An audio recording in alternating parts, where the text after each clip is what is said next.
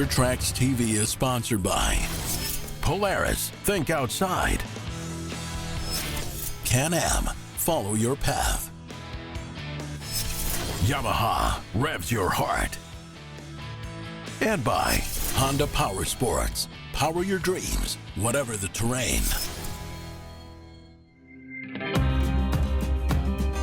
On a pretty exciting trip right now.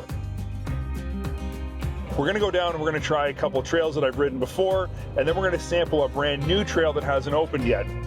But what makes this even more exciting is that we're gonna do this with Ostacruiser, who has never been to Hatfield McCoy. The last time I was with Ostacruiser, he was asking me, what are your favorite trails to ride? And I said, without even missing a beat, Hatfield McCoy Trails, you gotta go, and he'd never been before. So we organized a trip. We're gonna meet him down there. We're gonna head out on the Hatfield McCoy Trails and ride for a few days, give him a feel of what Trails Heaven is really all about. So I'm excited, can't wait, got a few more hours of driving to do.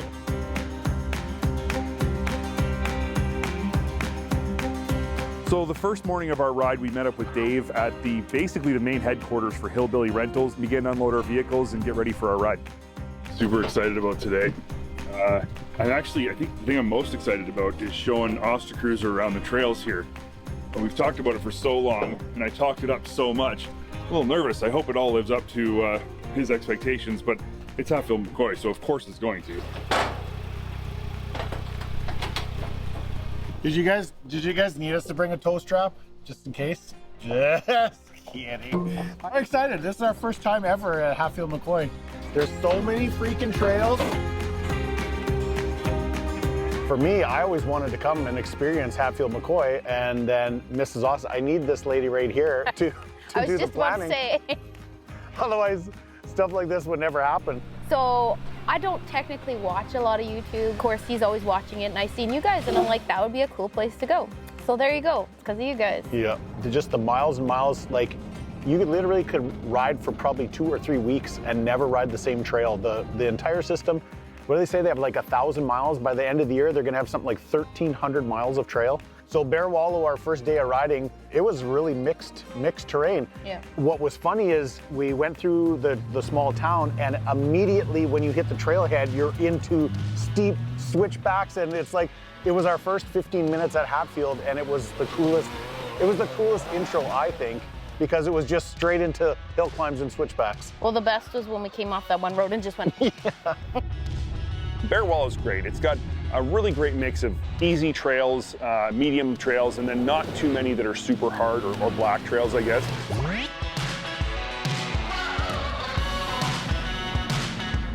But it's a really nice trail system. It's a little bit more compact. It's intended just for ATV side-by-sides and dirt bikes. It's more mellow. It's something you can kind of ride and not really worry too much about being overly challenged. So if you just want a nice ride, that's a great system to choose.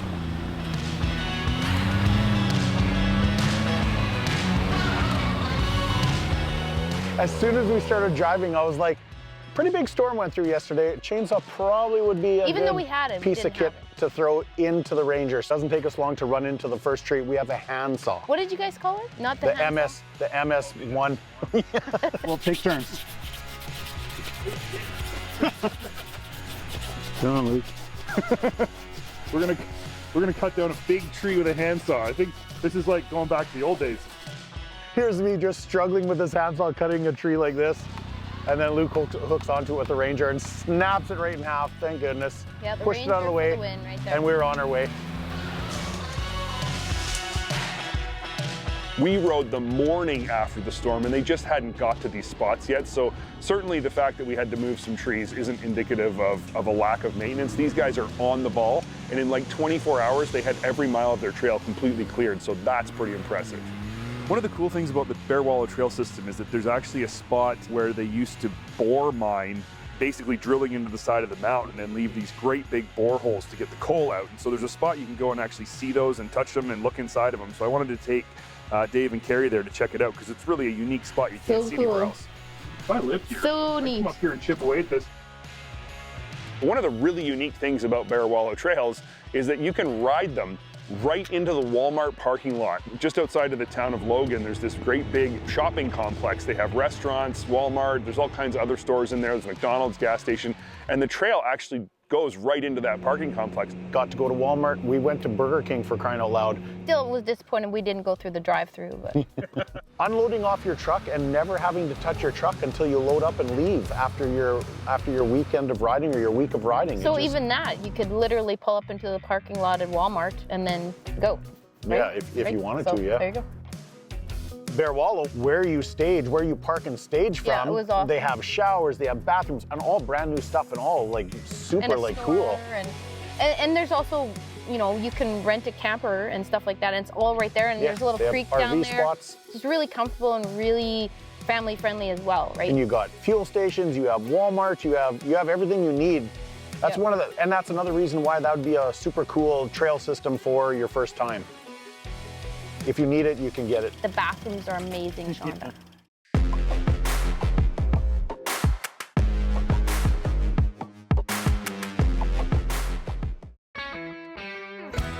Our second day of riding was on the Ivy Branch Trail Network, and Ivy Branch is really cool because it's one of the only networks in the Hatfield system that allows full-size trucks and Jeeps. So we met up with a couple of Dave's friends first thing in the morning before we headed out onto the Ivy Branch Trails. Nick and Frank from R3. R3's a YouTube channel out there, and they're really great guys. We had a great time riding with them. They brought their turbocharged Razor Pro R that made somewhere in the neighborhood of 400, 450 horsepower.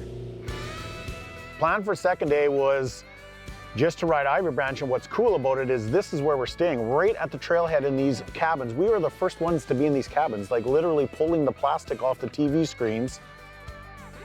I didn't know what to expect. More maybe like Bear Wallow, and there is a lot like Bear Wallow. We haven't even hit Scratched the yeah, surface, like there's really. so many. So Hatfield McCoy is partnered with Onyx Off-Road for their mapping, and so all of the Hatfield McCoy maps are in the Onyx app on your phone or on your tablet or whatever else. Everything you need to know, all the trail numbers, everything is right here in Onyx. This is amazing. This works so good. I like this system because it has some really unique spots. There's lots of trails that are catered just to ATVs and side-by-sides. But if you do have a bigger truck, Jeep, rock buggy, this is the system to go to. It's got some cool rock climbs and ledges, technical gnarly sections. There's a lot of blacks and double blacks on Ivy Branch. And I really wanted to take Dave there because he's into all different types of riding, and I wanted to show him the different challenges. Did you like those? Yeah. Mrs. Austin did not like those. I did. not the rocky ones, but there was a couple there before the nasty. But we got into some really cool double black stuff. We are airing down. Did you see that? Did you see that trail we're gonna try? And like, I have no idea. The cars will tell us right away if it seems like it's gonna go up the first half pretty easily. But I don't know, it's wet, it's slick, it's muddy, the rocks are wet, so we'll see. I'm like, man, I hear a tire leak. It's just you taking air out of the back one. You didn't have nowhere near enough out. Okay, Daddy, all right.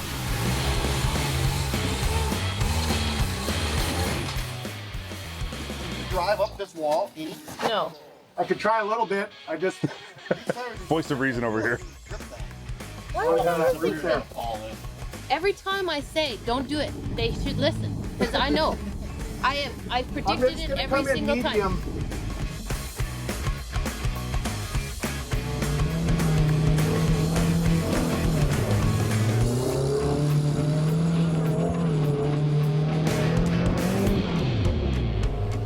You're saying double black. It's actually Yes. really double black. Yes, yes. Really? Yeah, yeah. Yep, go ahead.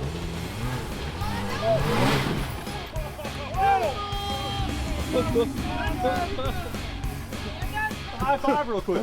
I think that's a presence of mind award to keep the throttle on and not off. Like, The little sign tells you what you need, and it's like, that must be over 200 cc's, must have four-wheel drive. You and must it's be like an so much more than that. A very experienced driver. Yes, It says yes. it on the sign. Or very lucky, one of the two. David, you said this wasn't anything like the last one. Bro, this looks just like the last one. Here's what I was planning. Man. That and this. I didn't. How in the hell am I gonna get through that?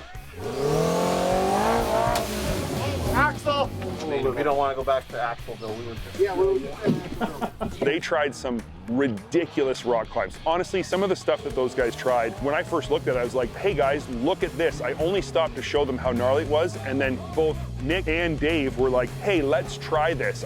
But those guys are really good drivers, and they managed to climb some stuff that I thought was definitely impossible. With that said, each time we did, on each of the climbs, we got to a point where you just couldn't go any further with a side-by-side. But I was very impressed with their rock crawling abilities.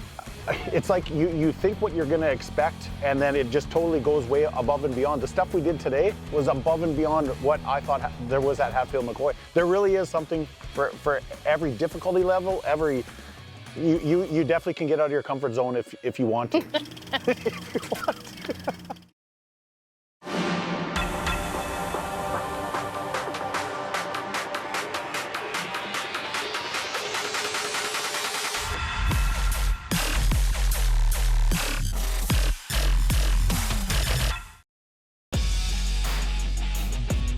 Dirt Tracks is sponsored by Princess Auto. Make it work.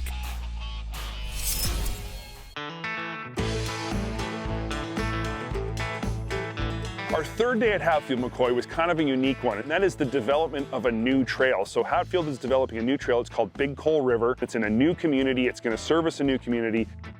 Most cool on day 3 for me was being able to be there while they're building the trail. Yeah. Talking to them, they went through the whole deal. A lot of stuff, they have to walk it and map it and plan it, and there's so much behind the scenes that goes in to make a working trail system. And it was cool to be able to see a little bit of that. And we headed out with a guy named Derek, who is the planner. He's the guy who goes out into the bush when there is no trails, sets out where the trails are going to be. It's a tough job, and that's one of the things that really stands out to me about Hatfield McCoy is that the process of putting trails on these properties is not something that just happens easily. There are so many instances where they have to build a trail out of nothing on the side of a mountain. Right now we're on the Big Coal River trail system. We're probably 50% through the process of everything. 35 miles complete right now, and we still have about 20 or 25 miles to finish it. And then on top of that, we have to come in and brush everything and sign everything. We've been on this trail system for about 5 or 6 months now. What I'm looking for when we go to build a road, really not anything specific other than the haulers help. When you get back into the haulers, it gives you more room, and it usually lays a little better than when you get into the points, you're going to run into rock. And as soon as you start hitting rock, it's going to slow down. So you try to avoid that as much as possible. Like they had that little D3 cat, and it was pushing dirt. I got some pretty good video. It had a full blades full. When do you get the opportunity to see the trail first being built? And then talking to them, they went through the whole deal of how, say like a landowner approaches them and says, would you like to, make some trails? We use Cat D5 dozers, and we have Cat excavators we'll use. Do everything we can with the dozer, it's a little quicker. Then if we need the excavator, we'll bring it in, put in drain pipes. If we have areas where we need to bust rock to get through a section to build, we'll use it to bust rock, move brush. Once everything is in, we will bring members of the field crew in. We'll start brushing everything by hand and setting our signage. It takes about 10 employees to usually spend about 6 months to a year from beginning to the end. Sometimes a little longer, just depending on how big the trail system is, what we run into while we're doing it, weather, the terrain.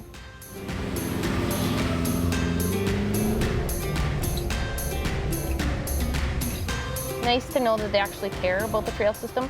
They're putting in, because they ride the trail system as well as make it. Yeah. Like they're saying they have a dozer and an operator at every single trail system. Before we got here, there was a large storm, there was trees down there. They don't have to trailer a guy in, so good. That day he can be up there fixing holes, clearing trees.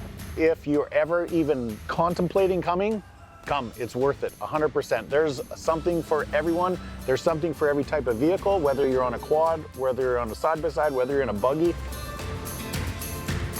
Honestly, when I go riding, that's what I like, just relaxation. So if you're coming for, a little bit of both, you're gonna get it.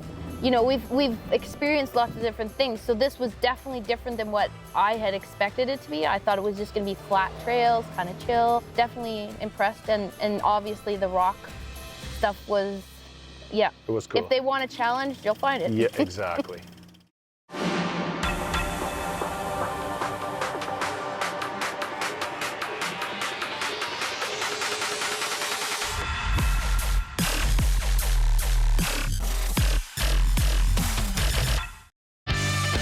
Dirt Tracks has been sponsored by Kawasaki. Let the good times roll. And BRP Performance Exhaust, built for the victory lap. And by Hercules Tire. Ride in our strength. Surprised to see us doing another Grizzly review? Probably not. However, this unit's special to us, and I'll have more to say about that coming up. Yes, we've done a Grizzly review just about every season as far back as I can remember. And we get it, not much has changed from this line. However, instead of the SE version we've evaluated for the past several seasons, this is the more value-focused Grizzly EPS, which is competitively priced against the King Quad and Brute Force at around $11,399 US, which is about $600 less than the next trim level up. It's still loaded with everything you'd want from a sport utility ATV, and probably one of the reasons it's such a popular machine. In fact, I bought myself a 2016 Grizzly EPS instead of the SE because I like to do my own customization work. So I took that difference in price and added exactly what I wanted. So let's take a look at what this machine has to offer. One of the first things you'll notice about the Grizzly EPS is its tire and wheel combo, featuring 26-inch Maxxis tires wrapped around respectable 12-inch wheels. Note this is a traditional staggered tire setup featuring 8-inch wide fronts and 10-inch wide rears. The SE model has a square tire setup with wider fronts, which can provide additional traction when riding more technical terrain and can help with stability at higher speeds. That said, when it comes to ATVs, I'm not the biggest fan of a square tire setup because I feel the larger footprint from the front tires impacts steering way too much, even with the assistance of EPS. Based on the trail conditions we're riding with this machine, handling and performance out of this setup is proving to be fantastic. The number one product off-roaders would choose to upgrade on their ATV first is tires. And my first choice for the type of trail riding I enjoy most would be a more durable and more aggressive tire like an ITP Terracross in the staggered tire setup. And to be honest, I might not even upgrade the wheels because these ones are so purty. Not every ATV owner is looking to upgrade their tires, and you could confidently and happily ride with this setup for years to get the most value for your investment. Yamaha introduced EPS on the Grizzly in 2007, and it's evolved over the years with incremental refinements and is now dialed into near perfection. This is a single mode system, which if compared directly to Can-Am's tri-mode DPS, probably most closely compares to the medium setting. There's the correct amount of assist to lighten up steering while slowly navigating aggressive terrain, and almost completely eliminates bar whip from big ruts and rock hits. Combine this with the narrower, more trail-focused front tires and the Grizzly EPS is the superior handling ATV in Yamaha's sport utility offering.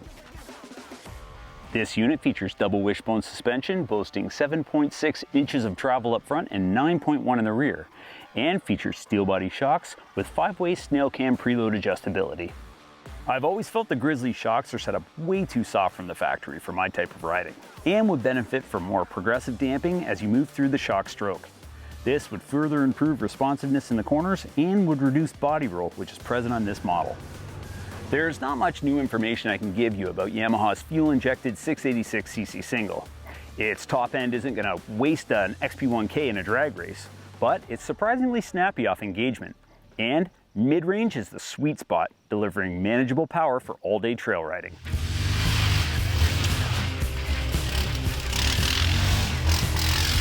I'm also a huge fan of the snotty low growl from the Grizzly stock exhaust.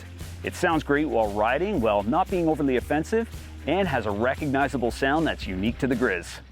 Plus, when the situation calls for it, the Grizzly features on-command 3-way locking differential, 2-wheel drive, 4-wheel drive, locked 4-wheel drive, available with a few movements of your right thumb. The Grizzly also features dual brake levers, steel front and rear racks boasting 110 pounds and 198 pound capacity respectively, plus a towing capacity of over 1,300 pounds, making the Grizzly as capable on the clock as it is off the clock. Large footwells provide enough mobility as you shift around your feet, and there's enough storage here, here, and here to carry all your stuff. The light pod delivers steerable illumination while riding, and Yamaha's classic instrumentation provides all the information you'll need. This instrumentation is nice and functional, but it's due time for an update. I feel like something a bit larger and a bit more colorful would not only be easier to read, it would add a lot of value to this machine. Also absent on this ATV is a winch from the factory. So before you upgrade your tires or shocks, you might want to see what's available or most suitable for your type of riding. And if a winch isn't in your budget, make sure your riding buddy has one before you get too confident when approaching that huge mud hole. 2024 marks the 10-year anniversary of our Grizzly WR700 build, which is one of the most viewed videos on our YouTube channel and by far the most requested and talked about builds by our viewers. We've learned a few things since that build, so to mark that occasion, we'll be taking our 2024 Grizzly EPS to the next level to see just how much performance we can squeeze out of it. The Grizzly will always be a favorite around our camp. It's competitively priced in the 700 class and offers a lot of value when compared to larger displacement ATVs offered by Can-Am and Polaris. On top of this is Yamaha's extraordinary reputation for quality and reliability. It's the reason I've purchased Grizzlies as my personal ATVs and the reason we chose the Grizzly as the basis for this season's ATV project. All of these factors are enough for you to justify buying one, or at the very least, it should be enough to get you into a dealership for a closer look.